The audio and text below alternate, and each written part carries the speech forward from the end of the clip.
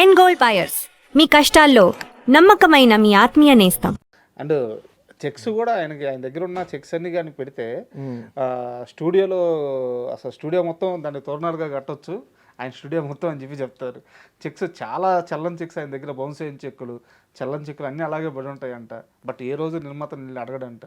అవును, డబ్బు మనిషి కాదండి ఆయన. ఆయన గొప్ప మానవత, అది మనుషులు కావాలి ఆయనకి. మంచి మంచి సినిమాలు చేయాలి, తర్వాత కొత్త వాళ్ళని ఎంకరేజ్ చేయాలి. అలాగే ఎంతమంది డైరెక్టర్స్ని ఎంకరేజ్ చేశాడు. తర్వాత ఎన్ శంకర్ ఆయన ఒక కథ చెప్పి వెళ్ళిపోయాడు. ఎన్కౌంటర్ అని ఒక కథ చెప్పి వెళ్ళిపోయాడు. వెళ్ళిపోయిన తర్వాత ఎప్పుడో ఆ ఎన్ శంకర్ ఒక కథ చెప్పాడు, అది బాగుంది, అతన్ని పిలవండి అని అతన్ని డైరెక్షన్ ఛాన్స్ ఇచ్చి అతని చేత సినిమా చేయించాడు ఆయన. అలా ఆయన డైరెక్టర్ అయ్యాడు. అలా ఆయన డైరెక్టర్ అయ్యాడు. సో ఆ విధంగా ఎంతమంది డైరెక్టర్లు, ఎంతమంది కెమెరామెన్లు, ఎంతమంది ఆర్టిస్టులు. విజయ నిర్మల గారు డైరెక్షన్ చేస్తాను అని అంటే, నువ్వు ఇప్పుడిప్పుడే హీరోయిన్గా సెటిల్ అవుతున్నావు, ఇంకా కొన్నాళ్ళు అయిన తర్వాత చెయ్యి, ఇంకా అనుభవిస్తుంది నీకు అని చెప్పి ఆయన్ని ఆపారు. ఆపితే ఆవిడ ఆగారు. తర్వాత ఎప్పుడో మీనా అనేటటువంటి నవల అద్భుతం తీశారు, చాలా చక్కగా వచ్చింది. సో ఆయన బాగుంటూ చుట్టుపక్కల ఉండేటటువంటి వాళ్ళు బాగుండాలని కోరుకునేటటువంటి గొప్ప మనసున్న మంచి మనిషి. సార్ నిజంగా చాలా థ్యాంక్ యూ. ఎందుకంటే కృష్ణ గారి గురించి, ఆయన నిర్ణయాల గురించి, ఆయన సాహసం గురించి, ఆయన కష్టపడే తత్వం గురించి ఎన్నిసార్లు విన్నా మనసు అలా పులకించిపోతూ ఉంటుంది. ఒక మంచి రోజున మంచి విషయాలు తెలియజేశారు. తర్వాత మనం కృష్ణ గారు సంచలనానికి మారిపోయారు అనుకున్నాం కదా sir. So Alluri Sitaramaraju cinema తీయాలని ఆయన అనుకున్నాడు. అనుకుని ఎన్టీ రామారావు గారి దగ్గరికి వెళ్ళారు. ఎన్టీ రామారావు గారి దగ్గరికి వెళితే, అన్నగారు ఇలాగా మేము అల్లూరి సీతారామరాజు చేయాలనుకుంటున్నాము అంటే, ఆల్రెడీ వీళ్ళు ప్రిపరేషన్స్లో ఉండి ఆయన దగ్గర ఒక మాట చెప్పుదాము పెద్దరికంగా ఉంటుందని ఆయన దగ్గరికి వెళ్ళారు. ఆయన కూడా ఇది వరకు ప్రయత్నించున్నారని తెలిసి ఆయన ఆల్రెడీ స్క్రిప్ట్ తయారు చేసుకొని, మేము చేస్తున్నాం బ్రదర్, అది మా దగ్గర స్క్రిప్ట్ ఉంది. ఎందుకు ఆపానంటే, అందులో కమర్షియల్ ఇంగ్రీడియంట్స్, అందులో ఒక పాటలకి స్కోప్ లేదు, ఒక డ్యూయట్కి స్కోప్ లేదు. సో కమర్షియల్గా ఎక్స్పెక్ట్ చేస్తారు కదా అని ఆపాను నేను.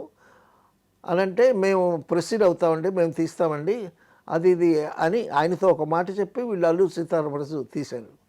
చాలా అద్భుతంగా తీశారు, చాలా కష్టపడి చేశారు.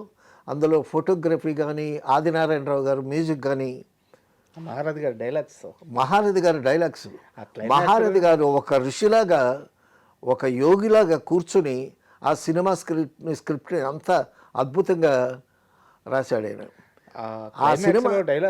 ఆ సినిమా స్క్రిప్ట్ రాసేటప్పుడు అంటండి, ఈయన అడవిలోకి వెళ్ళిపోయేవాడంట మహారథి గారు.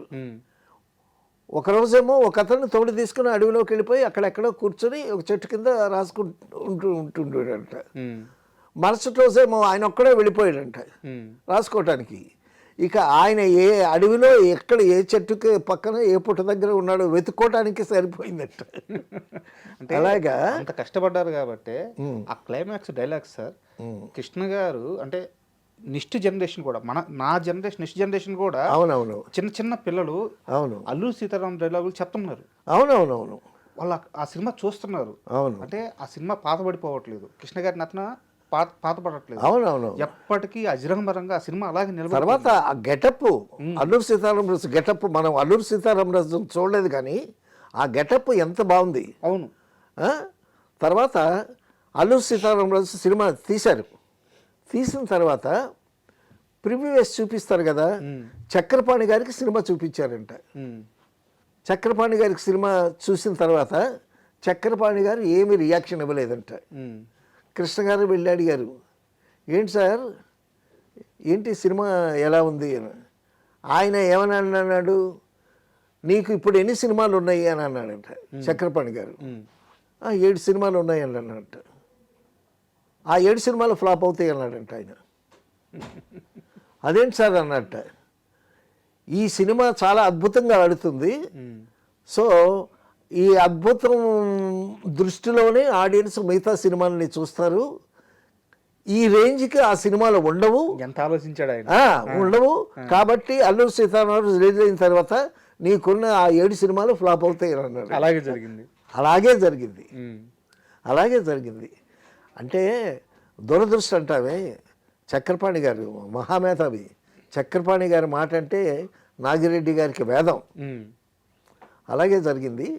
ఆ తర్వాత అనుకుంటా చాలా గ్యాప్ వచ్చింది కృష్ణ గారికి.